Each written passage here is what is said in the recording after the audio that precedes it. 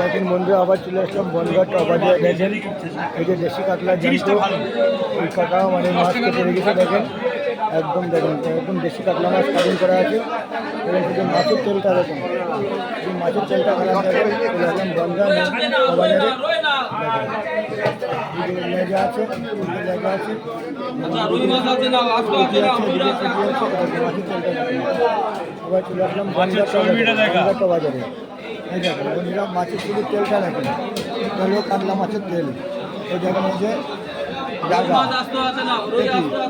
দেখুন লেজা মোম, এটা মোম, এটা হলো খাসির তেল, মাছের তেল না, এটা হলো খাসির তেল।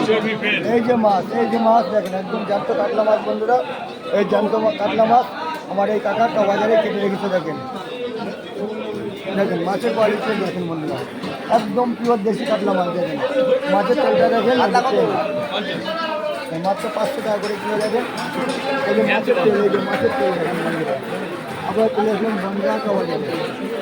এই যে জ্যান্ত কাতলা মাছ, এই কাতলা মাছটা কাটা হয়েছে, আরও মাছ আছে দেখেন। এই যে